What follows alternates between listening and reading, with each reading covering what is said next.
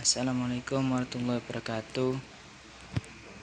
Di sini saya akan mempresentasikan artikel saya yang berjudul Diskriminasi dalam Novel Invalidated karya Faradita menggunakan kajian sosiologi. Abstrak. Permasalahan yang dibahas dalam penelitian ini adalah berbagai bentuk diskriminasi dalam novel Invalidated karya Faradita. Penelitian ini bertujuan untuk mendeskripsikan berbagai bentuk diskriminasi dalam novel Invalidated. Sumber data penelitian ini diambil dari novel Invalidated karya Faradita yang terbit pada tahun 2018. Penelitian ini menggunakan metode deskripsi kualitatif, yang mana pengumpulan datanya menggunakan kajian studi pustaka dan teknik membaca dan mencatat. Seperti halnya yang pernah dikatakan oleh Tuloli, mempelajari sastra harus melalui teknik membaca, karena membaca merupakan modal awal analisis. Di sini sedangkan teknik pencatatan yang dimaksud adalah dengan mencatat teks berupa kata, dialog, kutipan, paragraf yang sesuai dengan pokok bahasan. Kata kunci yang saya pakai yaitu diskriminasi, novel, dan juga sosiologi. Pendahuluan. Di lingkungan kita, diskriminasi merupakan hal yang lumrah terjadi. Diskriminasi mengacu terhadap perlakuan yang tidak setara, baik dalam bahasa lisan maupun yang tak lisan. Perlakuan diskriminatif biasanya berkaitan dengan faktor-faktor seperti warna kulit, kelas, etnis, gender, warna kulit, ekonomi, dan dalam kasus terburuk yaitu agama, seperti kata Futoni. Penulis memilih novel Invalidated karya Faradita yang terbit pada tahun 2018 ini sebagai bahan penelitiannya karena dilatar belakangi adanya rasa ingin mengetahui bentuk dan macam-macam diskriminasi yang tergambar di dalam novel ini melalui sikap dan perilaku para tokoh. Tapi tidak dengan hanya mengetahui diskriminasi dalam novel itu saja, tetapi lebih mengarah ke pembelajaran diskriminasi yang terjadi di khalayak umum melalui novel ini. Penelitian ini menggunakan kajian sosiologi atau biasa disebut dengan kajian tentang objek masyarakat. Seperti kata sang itu, menyebutkan kajian sosiologi sebagai teori, metode, dan juga teknik. Berangkat dari uraian latar belakang yang telah disampaikan penulis di atas, maka peneliti tertarik untuk membahas masalah diskriminasi yang terjadi di dalam novel ini, juga agar penulis mengetahui apa saja bentuk diskriminasi yang ada di novel Invalidated. Ini dengan judul artikel yaitu Diskriminasi dalam novel Invalidated karya Faradita menggunakan kajian sosiologi. Metode yang digunakan penulis yaitu menggunakan pendekatan deskripsi kualitatif.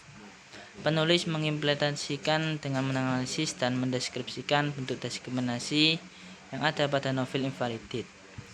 Menurut Mulong, diskriminatif kualitatif adalah jenis pendekatan untuk sebuah objek penelitian, di mana data-data yang dikumpulkan berupa kata, gambar, atau animasi, dan bukan angka.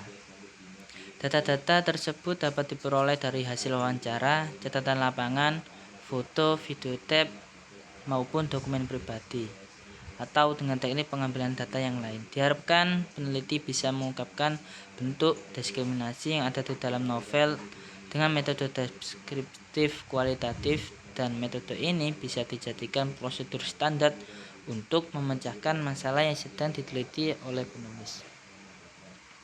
Selanjutnya, hasil dan pembahasan. Bentuk-bentuk diskriminasi menurut Newman yaitu ada 4. Diskriminasi verbal yang pertama. Diskriminasi tidak hanya berupa fisik, tetapi ada juga yang berbentuk verbal. Artinya apa? Diskriminasi verbal yaitu diskriminasi yang berbentuk ucapan, kata-kata yang menghina. Penggalan di dalam novel sebagai berikut, yaitu yang tercantum dalam halaman 34. Siska tertawa, mana mungkin dewa yang menyuruh. Siska berkelanjut di lengan dewa. Bikin mata sakit tahu enggak? Nggak cocok. Cewek jelek ketinggalan zaman berkeliaran di sini, bisa-bisa nyebarin virus dari bajunya yang mungkin diambil dari museum itu, kata Siska kepada pelita. Dalam penggalan isi novel di atas dapat dilihat bahwa ada peristiwa diskriminasi yang terjadi di novel tersebut. Seperti halnya Siska mencibir sosok pelita dengan mengatakan bahwa pelita itu ialah cewek jelek yang ketinggalan zaman, dan memfitnah pelita dengan mengatakan baju pelita yang pelita pakai bisa menyebarkan virus. Padahal kenyataannya baik penyandang disabilitas maupun orang normal dapat melangkah menuju tempat yang ia inginkan sesuai dengan kata hatinya, dan juga status yang disandang oleh penyandang disabilitas itu setara dengan masyarakat normal baik di mata hukum maupun yang lainnya. Selanjutnya, penghindaran. Diskriminasi yang berupa sikap menjauhkan atau lebih tepatnya mendeportasi seseorang atau kelompok disabilitas. Sikap penghindaran ini mungkin tidak berdampak langsung pada psikis penyandang disabilitas. Akan tetapi hal itu tidak dapat terhindar dari suatu kondisi tertentu. Tetapi ketika itu terjadi dalam situasi tersebut, bisa saja mengarah pada segresi akan penyandang disabilitas tersebut. Sesuai dalam penggalan novel sebagai berikut, yaitu di halaman 40. Selamat pagi, sapaan ringan itu ia lontarkan ketika pelita memasuki kelas. Dan seperti biasanya, sapaannya tidak pernah terbalas. Meski tidak ada yang menjawab, namun cewek itu tetap menebar senyum cerianya. Dalam penggalan novel di atas dapat dilihat bentuk diskriminasi penghindaran yang terjadi dalam novel itu melalui sikap para mahasiswa yang menatap seorang pelita dengan acuh tak acuh serta tidak membalas sapaan seorang pelita yang notabene seorang penyandang disabilitas. Yang ketiga, pengeluaran. Diskriminasi ini dipraktekkan dengan tidak memasukkan seseorang atau kelompok ke dalam kelompok. Diskriminasi ini berlaku hampir sama dengan penghindaran, tetapi sedikit perbedaan dari segi tingkatannya. Dan pada akhirnya tidak ada keinginan untuk sebuah kelompok dengan orang yang tidak disukai. Seperti penggalan di dalam novel sebagai berikut. Dosen sudah masuk ke dalam kelasnya. Ketika pelita berburu-buru mengetik lagi dengan cepat di bawah meja. Pelita semangat belajarnya. Ia memasukkan ponsel ke dalam tas dan menggantinya dengan buku. Beberapa mahasiswa yang terlambat masuk bergegas mencari tempat duduk, tapi tidak ada yang tertarik duduk bersebelahan dengan Pelita. Dalam penggalan novel di atas dapat dilihat adanya sebuah diskriminasi pengeluaran yang terjadi dalam novel tersebut.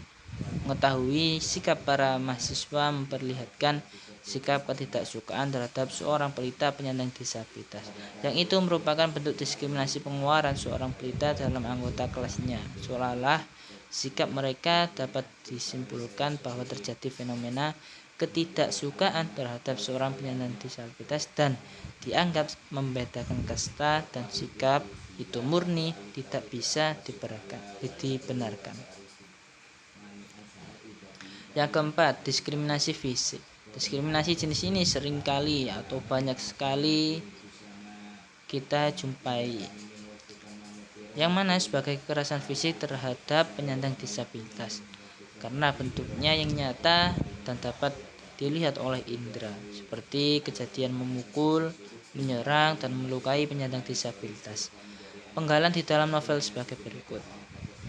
Seperti yang ada dalam halaman 1. Patungku, teriak wanita itu membelalak menatap pada kantong kain pembungkus yang sudah penuh oleh pecahan tanah liat. Ia mendongak menatap Dewa. Kamu kenapa muncul tiba-tiba sih? Lihat patungku, jadi hancur. Dewa menunggu setengah dan mengibaskan sepatunya yang terkena pecahan. Dilihat dari penggalan novel di atas dapat ditemukan adanya bentuk diskriminasi, yaitu ketika Dewa menabrak patung yang dibawa oleh pelita.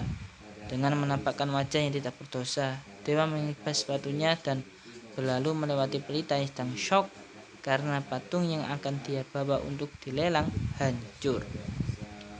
Dan diskriminasi yang terjadi yaitu adegan penabrakan dilakukan oleh dewa terhadap pelita, dan setelahnya malah dewa tidak merasa berbuat salah dan malah memandang remeh seorang pelita.